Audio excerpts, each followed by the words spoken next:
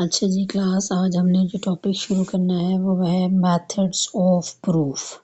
ये आपने हेडिंग देनी है, नीचे आपने हेडिंग देनी है प्रूफ की और उसके नीचे ये डेफिनेशन लिखनी है। A proof is a valid argument that establish the truth of a mathematical statement. इतनी सी डेफिनेशन आपने लिखनी है। फिर इस पे आपने नीचे लिखना है it has 3 types, direct proof, और उसके बाद होगा डायरेक्ट प्रूफ के बाद है प्रूफ ऑफ कॉन्ट्रडिक्शन, फिर नंबर 3 पे होगा प्रूफ ऑफ कॉन्ट्रा पॉजिटिव। ठीक है। अच्छा, फिर आपने डायरेक्ट प्रूफ की हेडिंग देनी है और उसके नीचे ये डेफिनेशन लिखनी है। Direct proof of a statement P implies Q is constructed when the first step is the assumption that P is true. Subsequent steps the constructing using the rules of inference, with the final step showing that Q must also be true. यहाँ तक आपने इसकी definition लिखनी है। फिर उसके बाद इसमें एग्जाम्पल 1 आ जाएगी और एग्जाम्पल 2। अच्छा, अब मैं आपको इसको एक्सप्लेन कर लेती हूँ। ठीक है, कि हमने डिस्क्रीट मेथड में पढ़ना है कि मेथड ऑफ प्रूफ, किसी चीज़ को, किसी स्टेटमेंट को आपने प्रूफ करना है तो उसके कितने मेथड हैं। तो 3 मेथड हम पढ़ेंगे, लेकिन प्रूफ करना क्या है। आपको कोई स्टेटमेंट, कोई फार्मूला दिया जाता है तो आपने बताना है क्या ये ट्रू है या ये फॉल्स है। ठीक है, तो वो जो आप प्रोसीजर करते हो स्टेटमेंट के बारे में बताने के लिए कि ये ट्रू है, तो वो जो प्रोसीजर है वो प्रूफ उसका कहलाता है। ठीक है। अच्छा, अब इसमें बहुत सी चीज़ें हैं, जैसे आप जब 9th-10th में होंगे तो आपने थ्योरम्स प्रूफ करना पड़ा था। a+b² = a² + 2ab + b², इस फार्मूले को प्रूफ करना हो गया। ठीक है, तो ये जो है तरीकाकार, ठीक है, तो उसको हम प्रूफ कहते हैं कि ये बात ट्रू है या नहीं है। ठीक है, इसमें जो हम पहला जो है वो मेथड पढ़ेंगे वो डायरेक्ट प्रूफ है। डायरेक्ट प्रूफ ये है कि अब जैसे ये एग्जांपल दी हुई है कि P इम्प्लाइज Q, यानी आपने P से Q पे पहुंचना है, तो इसमें जो P है इसको इन्फरेंस को आप ट्रू मान लेते हैं। ठीक है, और फिर आप एक प्रोसीजर से जो चीज़ें रियलिटी में आपको गिवन है उससे होते होते आप Q तक पहुंचते हैं, Q भी ट्रू हो जाता है।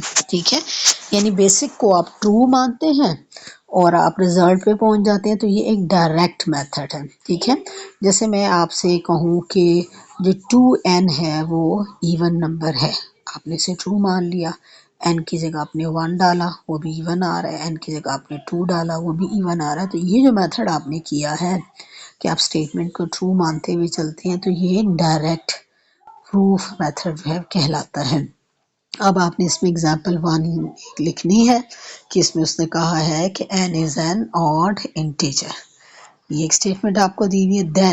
अब देन के बाद वाली बात आपने प्रूफ करनी होती है, then n² is an odd. ठीक है। अच्छा, अब ये थोड़ा थ्योरेटिकल मैथमेटिकल दिया हुआ है, लेकिन आपने यूं ही इसको करना है जैसे मैं भी आपको बता रही हूँ कि let n is an odd integer, यानी ये पहला हिस्सा हमने ट्रू मान लिया। जब ये ऑड इंटीजर है तो फिर n को हम कैसे लिखेंगे, n = 2k + 1। ये ऑड शेप हो गई इसकी। ठीक है, अब ये जो n की वैल्यू है तो मैंने प्रूफ क्या करना है, देन के बाद क्या है, n² इज ऑड, तो n² में ये वैल्यू मैं डाल दूंगी। ठीक है, मैंने वैल्यू डाली, उसको ओपन किया, सिंप्लीफाई किया। ठीक है, तो अब इसको हमने वही शेप देने की कोशिश करनी है जो n की है, यानी 2, फिर उसमें वेरिएबल्स और +1। तो ये जो वेरिएबल्स है ना 2k² + 2k, मैं इसको एक ही नाम दे देती हूँ, फॉर एग्जांपल t। तो जो n² है वो उसी शेप में आ गया 2t + 1। ठीक है, जिस शेप में हमारा n था, तो इसका मतलब है कि ये ट्रू हो गया। तो ये जो तरीकाकार है ये डायरेक्ट प्रूफ कहलाता है। ठीक है, अब इसी तरह आपने दूसरी एग्जांपल इसमें लिखनी है, if n m and are both perfect square then m ये जो प्रोडक्ट है ये भी परफेक्ट स्क्वायर होगी। तो हम n क्योंकि परफेक्ट स्क्वायर लेट कर लेते हैं n is equals to T square, let n is equals to S square. ये लेट करके नहीं, जो पूरी थ्योरी लिखी है ये लिखने की ज़रूरत नहीं, आप लिखें let n is equals to S square और नीचे लिखें let n is equals to T square. अब देन के बाद जब हमने चीज़ प्रूफ करनी है ना कि एम एन जो है वो भी स्क्वायर है, तो एम एन की जगह मैंने वैल्यू लगा दी, एम की जगह एस स्क्वायर, एन की जगह टी स्क्वायर। अब मैं इसको होल स्क्वायर की शेप में लिख सकती हूँ, यानी ये भी होल स्क्वायर में आ गया, तो it means it is proofed. ठीक है, तो इसमें आपने इतनी थ्योरी नहीं लिखनी, तो ये आपने जो है ये मेथड करना है। अब नेक्स्ट जो लेक्चर होगा वो प्रूफ ऑफ कंट्रापोजिशन के बारे में होगा।